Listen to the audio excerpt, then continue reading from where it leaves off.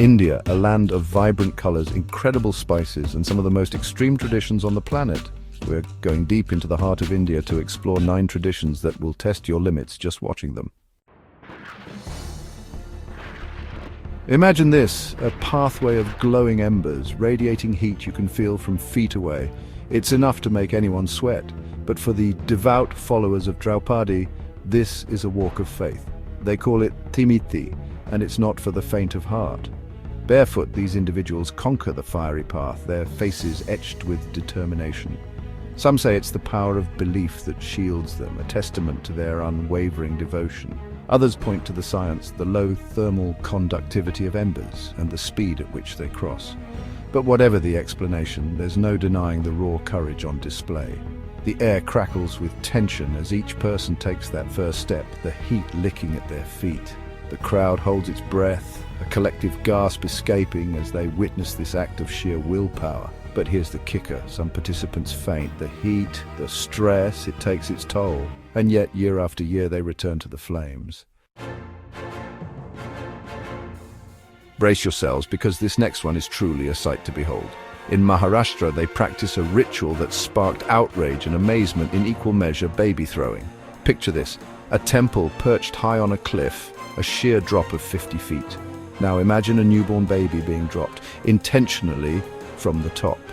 At the bottom, a group of men waits with a giant cloth, their eyes fixed on the falling bundle. Their timing has to be impeccable, their catch flawless. It's a heart-stopping moment, but the villagers believe this ritual brings good luck and health to the child. The origins of this tradition are shrouded in mystery. Some say it began 700 years ago as a way to bless infertile couples with children. The Indian government has tried to ban it, citing safety concerns, and rightfully so, and yet in some villages it continues, often under the watchful eye of the community. Now, we're diving into a tradition that's as perplexing as it is heartbreaking, marrying animals. In certain rural pockets of India, young girls are wed to animals. This isn't about love or companionship, it's about ancient beliefs and warding off evil. If a girl is believed to be cursed, often due to astrological reasons, she's deemed unlucky for marriage. The solution? Marry her off to an animal, a dog, a goat, even a tree. It's a symbolic act meant to break the curse and appease the gods. Imagine the emotional toll this takes on a young girl. Thankfully, this practice is dwindling, with education and awareness slowly chipping away at age-old superstitions. But the fact that it still exists highlights the importance of challenging traditions that harm and disempower. Get ready for a tradition that's not for the squeamish hook-swinging. This ancient ritual, practiced during certain Hindu festivals, will test your limits just watching it. Picture this, devotees, their bodies pierced with sharp metal hooks suspended high above the ground. The ropes are taut, their skin stretched, and yet their faces often reflect a sense of religious fervor. The pain must be excruciating. The risk of infection high, and yet they endure it all in the name of faith. The ritual is dedicated to Lord Murugan, the Hindu god of war. By enduring this agonizing ordeal, devotees believe they're purifying their souls and proving their devotion. As they swing through the air, their bodies are testament to their unwavering belief. You can't help but wonder about the limits of human endurance. Excessive bleeding, infections, and long-term nerve damage are all very real dangers. Let's face it, we all need a bit of vibrant fun in our lives, and in India they've got that covered with Holi, the festival of colours. Imagine streets transformed into a kaleidoscope of colour, people dancing, singing and drenching each other in brightly coloured powders and water. This is Holi, a celebration of good over evil, new beginnings, and the arrival of spring. The energy is infectious, the atmosphere electric, forget social barriers. During Holi, everyone's fair game. It's a time to let loose, embrace the chaos and get lost in the moment. The air is thick with the scent of gulal, the vibrant powders used to paint the town, and everyone in it, red, yellow, green, blue, you name it.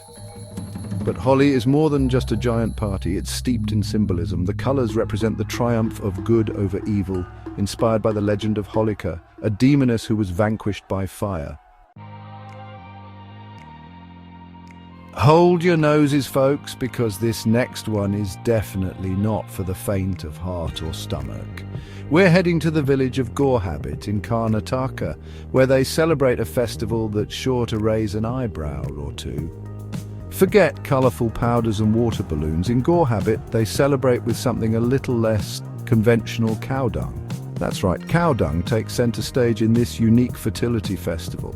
In India, cows are considered sacred animals and their dung is believed to have purifying and fertilizing properties. During the festival, villagers gather mounds of fresh cow dung and proceed to, well, hurl it at each other. They believe that covering themselves in cow dung brings good luck, health and prosperity. It's a stark reminder that what might seem strange or even repulsive to one culture can hold deep cultural and religious significance to another. Fasten your seatbelts because we're about to witness a display of raw courage and adrenaline that'll leave you breathless. The Mad Bull Festival of Tamil Nadu. Imagine this. A narrow street packed with people, the air thick with anticipation.